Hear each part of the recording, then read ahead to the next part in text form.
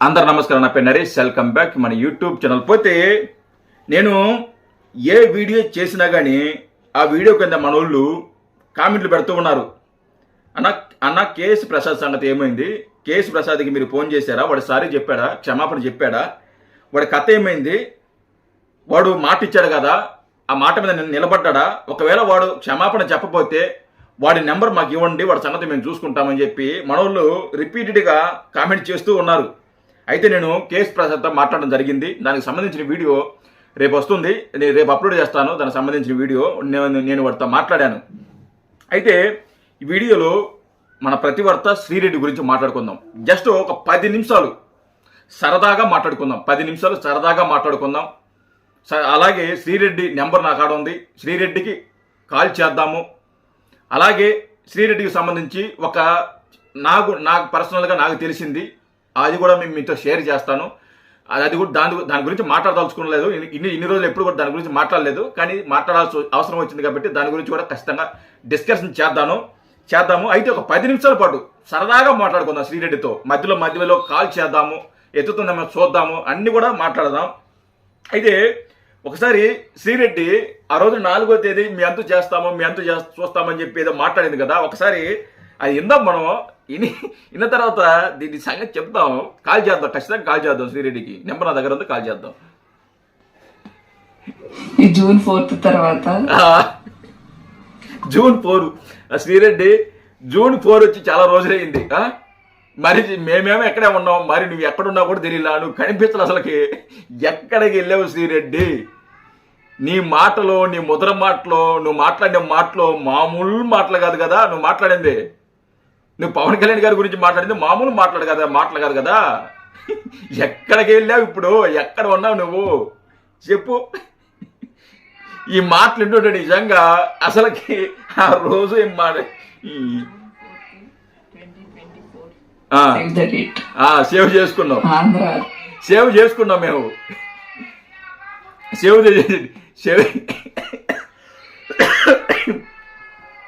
సరే, ఓకే, మాట్లాడు. ఎవడెవడైతే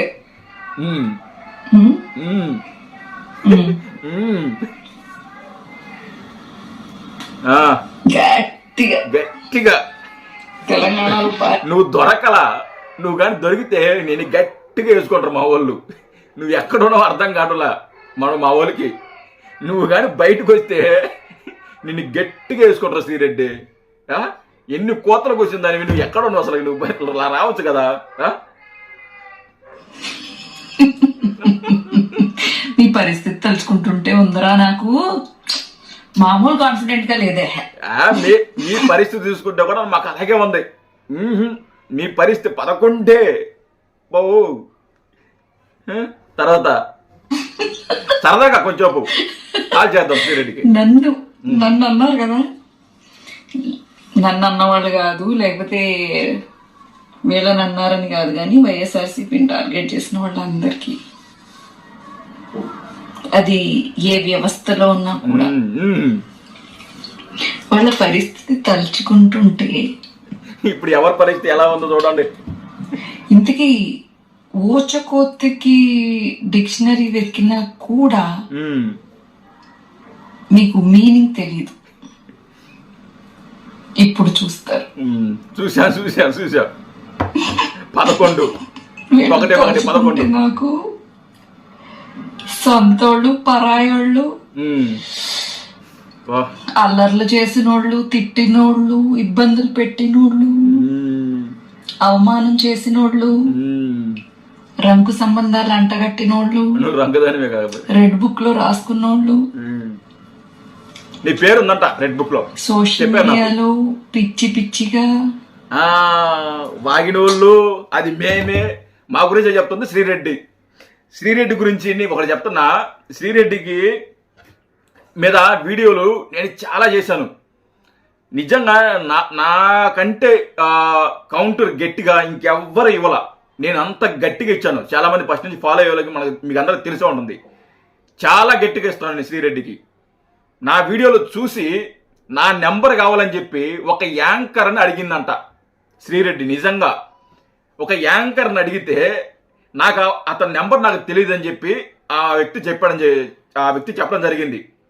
సో మన ఈ మధ్య నేను కేఎస్ ప్రసాద్ మీద ఒక ఆడియో కాల్ ఒకటి పెట్టాను కదా, అది చూసి నా నెంబర్ ఎవరు ఇచ్చారో నాకు తెలియదు, కానీ ఆ వ్యక్తికి నాకు కాల్ చేసి మాట్లాడడం జరిగింది. చాలామంది దాన్ని చాలాసార్లు ఇంటర్వ్యూ కూడా చేశారు, మీకు కూడా తెలిసే ఉంటుంది. ఆ వ్యక్తి చాలాసార్లు ఇంటర్వ్యూ చేశారు. అయితే నేను శ్రీరెడ్డి ఓడిపోయిన తర్వాత శ్రీరెడ్డి గారికి కాల్ చేశాను. కాల్ చేస్తే ఇంటర్వ్యూ కోసం అడిగితే నేను ఇప్పుడు నేను ఇవ్వలేను, ప్లీజ్ నన్ను వదిలేయండి అని చెప్పి అంటుంది. గతంలో మీ నెంబర్ అడిగింది ఆ శ్రీరెడ్డి గారు, నా దగ్గర లేక ఇవ్వలేదు అని చెప్పి ఆ వ్యక్తి చెప్పిండు. ప్లీజ్ నన్ను వదిలేయండి, నా జోలికి రాబాకండి అని ప్రాధాన్యపడుతుందంట. సో ఆ వ్యక్తి దగ్గర నేను నెంబర్ తీసుకున్నా, శ్రీరెడ్డి నెంబర్ తీసుకున్నా. సో శ్రీరెడ్డికి కాల్ చేస్తా, ఇప్పుడు చేద్దాం. పరిస్థితి ఏంటో నాకు అర్థం కావట్లేదు. ఎస్పెషల్లీ మా పావులబ్బాయి ఏమవుతాడు అని. కింగ్ గేమ్ చేంజర్, అక్కడ మీరన్న వ్యక్తి గేమ్ చేంజర్. నిన్నటిదాకా పావలా వ్యక్తి, ప్యాకేజ్ స్టారు, పెళ్లిళ్ళు స్టార్ అన్న పెద్ద పెద్ద నాయకులు కూడా ఈ రోజున పవన్ కళ్యాణ్ గారు అని పిలుస్తున్నారు. That is Pawan Kalyan, Konidela Pawan Kalyan. మీ నోటి వెంట, మీరు తిట్టిన నోటి వెంటే ఈరోజు పవన్ కళ్యాణ్ గారు అని పిలిపించుకుంటున్నారు. ఆ స్థాయికి ఆయన ఎదిగారు, మీరు దిగిపోయారు. నువ్వు బయటికి రా, అసలుకి నువ్వు బయటికి, నీకు ఫోన్ చేస్తావు. శ్రీరెడ్డి కాల్ చేద్దామా? అయితే నేను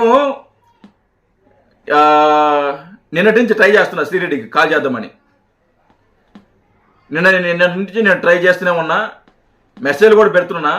ఇక్కడ పెడతా చూడండి. ఫస్ట్ హాయ్ అని పెట్టా, హాయ్ పెడితే రిప్లై ఎవరు వస్తుందో కొట్టి రిప్లై అలా శ్రీరెడ్డి గారు అని చెప్పి మాట్లాడా. సరే ఫోన్ ఏమైనా ఎత్తదేమో అని చెప్పి దానికి కూడా రిప్లైలా.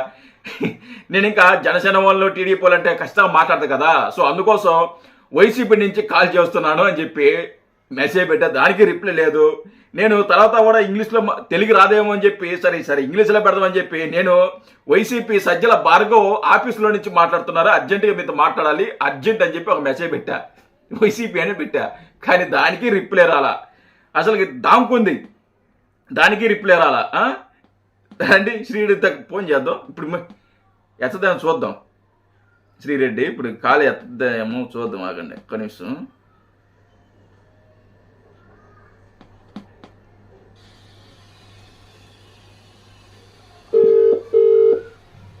నెంబర్ కనిపిస్తుందా?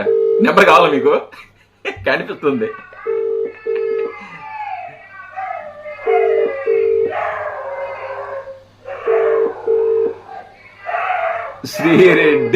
శ్రీరెడ్డిదే నెంబర్.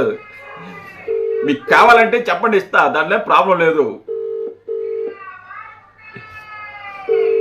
శ్రీరెడ్డి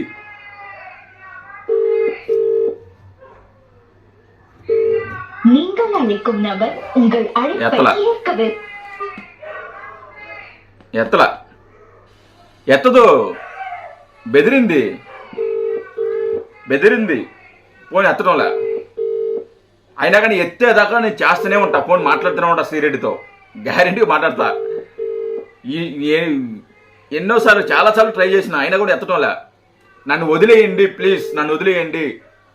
నేను వాళ్ళు చెప్పిన మాటలు విని వాళ్ళు ఏదైతే మాట్లాడమన్నారో ఆ మాటల ప్రకారమే నేను మాట్లాడాను. దయచేసి నా మీద కేసులు ఎలాంటి పెట్టబోకమని ఆ యాంకర్కి శ్రీరెడ్డి చెప్పిందంట. అవన్నీ నాతో మాట్లాడటం జరిగింది. ఆ వ్యక్తి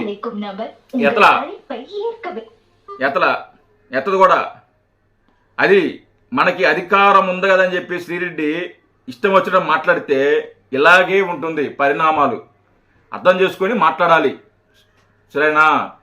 ఇంకోసారి నువ్వు బయటికి వస్తావు కదా, వస్తే మాత్రం నేను నిజంగా కుక్కను కూడా కొడతారు గ్యారెంటీగా, దాంట్లో ఎలాంటి డౌట్ లేదు. కుక్కను కూడా కొడతారు శ్రీరెడ్డితో. జూన్ 4 తర్వాత నీ సంగతి చూస్తానని, ఎవరి సంగతి చూస్తుందో చూద్దాం. జై హింద్.